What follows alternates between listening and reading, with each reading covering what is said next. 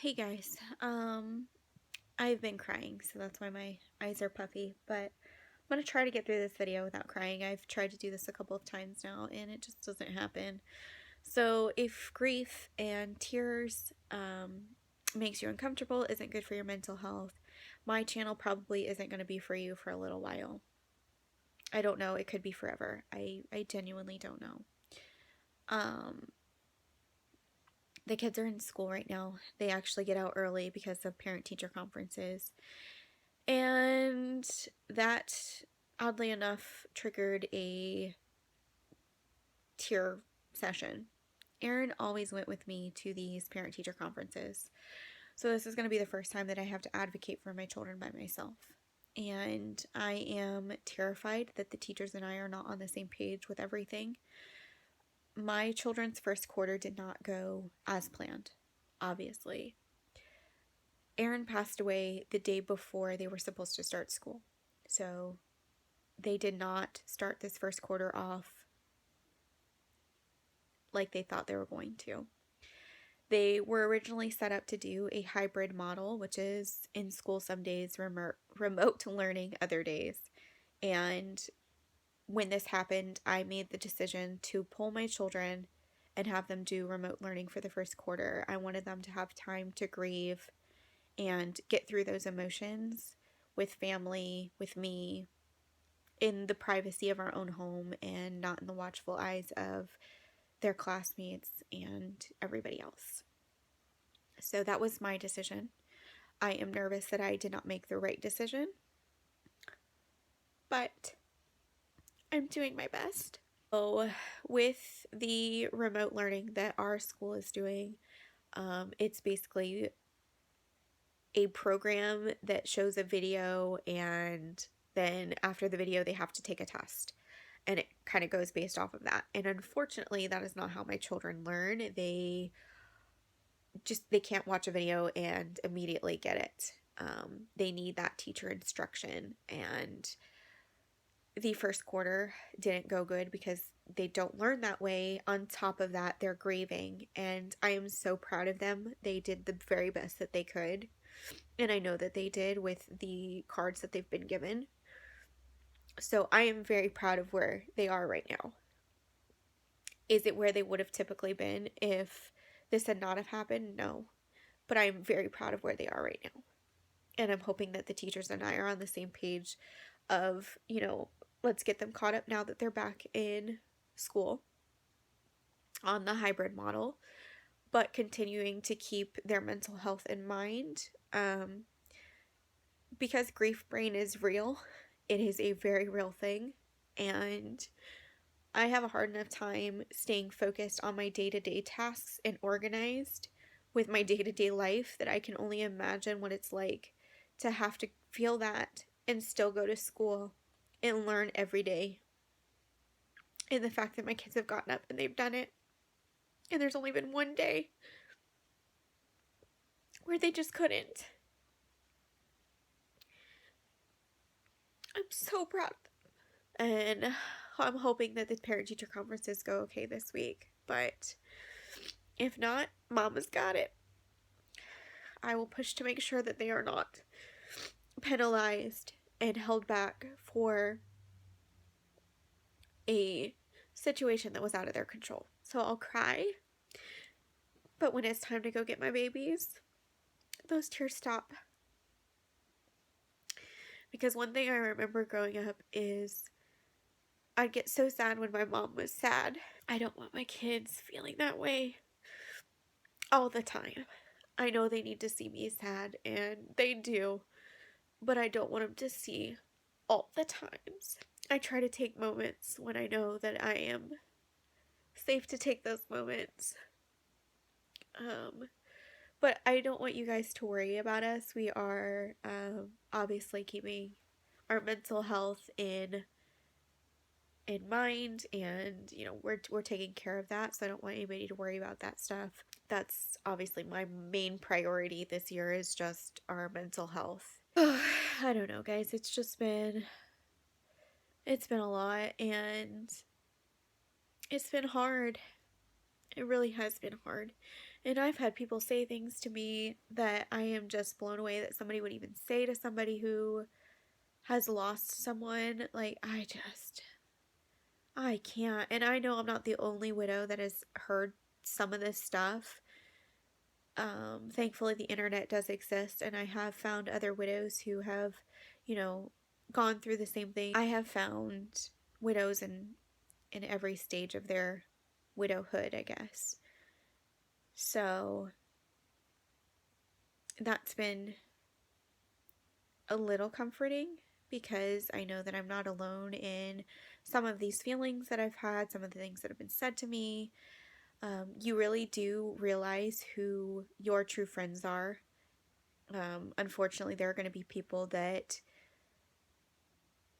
I don't know if it's, widows scare them. I think that is a big part of it. And then there are just some people that are just, not meant to be in your life anymore, and you realize that after something like this.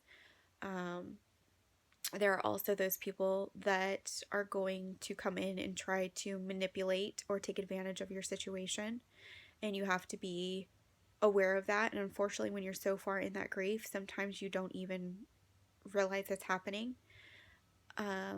So that's something else you have to be very mindful of. And then there are the people that you didn't even expect that come in and they swoop in and they pick you up and they take care of you. And I honestly am so grateful for those people. I don't know what I did to deserve all of the love and the support that I've gotten over the past couple of months, but I am so grateful for it all because there are people that I've never even met that have helped me through this. I have not had to worry about food, bills, any of it because I've had a lot of people come into my life. And like I said, a large portion of them I didn't even know personally.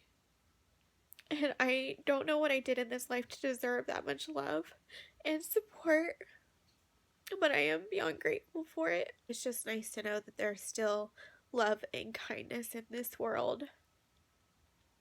And I will continue to put that out in my life. And I'm so proud of my kids because something like this could have made them angry and mean. And they have been so kind and so concerned about other people. And they're doing so well. And I'm just grateful that it didn't turn them into something negative. I am so proud of them. That's not saying that they haven't been angry because they have a right to be angry at the situation. They're not angry at their dad. I'm not angry at him. Accidents happen, and it's heartbreaking. And my heart goes out to you if you've lost anybody at all.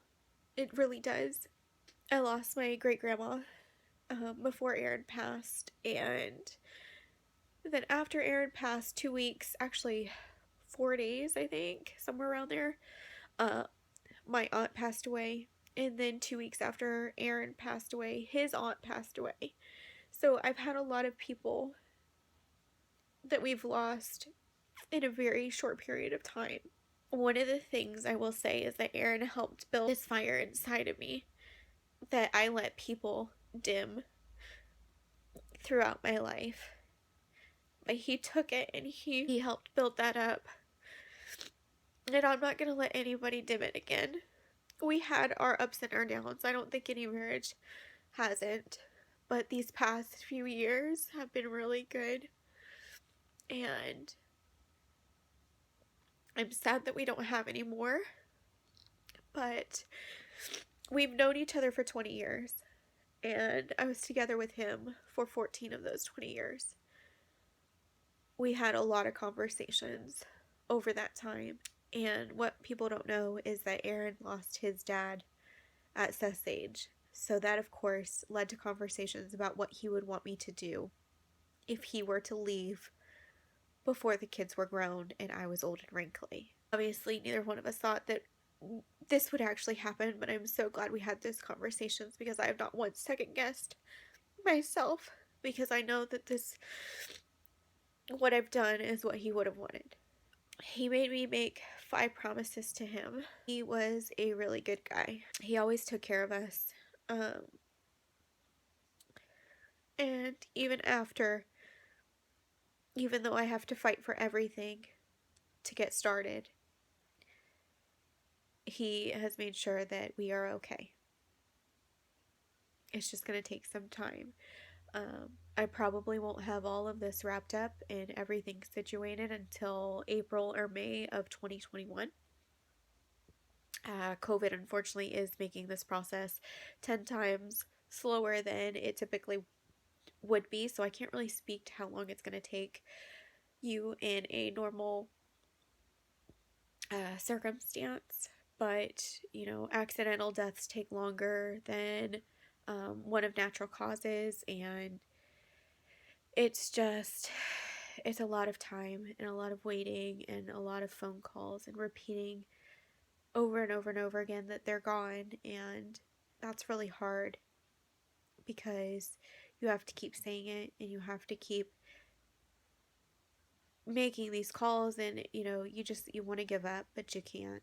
You have to keep getting up and you have to keep doing it because, like I said, I'm not going to let anybody put down this fire that he helped build. I'm not doing it. I will keep fighting, if not for anybody, for my kids. I think the biggest takeaway that I want you guys to get from this is to stop and realize that even though we hear it all the time that we're not promised tomorrow, it is a lot closer to you than you think. So please live unapologetically, live fiercely, and stop putting things off. Put down your phones at dinner, put down your phones at night, spend time with the people that you love and you care about, take tons of photos, take tons of candid videos and photos, and make sure that those people know that you love them. Stop putting it off. Stop putting off what it is that you've wanted to always do. We don't always have tomorrow, next week, next year, when I have time, when I have the money, when I have more money, when I have more time, because that's not always the case. Not all of us get more time. So live your life as if you don't have tomorrow, because at the end of the day, we don't know when our time is up. I don't know how much time I've got left, but I'm gonna make the best of it. I'm gonna go. I'm gonna try to finish my laundry because my dryer broke. It finally took a poop on me after all these years. The sensor went on it and it keeps blowing elements, so I was just finally like, that's it, I'm done. We're gonna do one. So I officially have a new washer and dryer. So yeah, I've got lots of laundry that I've got to catch up on because I had to wait for my brother-in-law to come help me. My brother-in-law, my nephew came and helped me with a couple of things that I just wasn't physically strong enough to do. So yeah, I'm gonna get to tackling some things before I gotta go get the kiddos from school and then do this parent-teacher conference thing. So I've got to put myself together and boss up and do this. So I will see you guys in another one, but I appreciate you and all your love and support, and I will see you guys in the next one. Bye.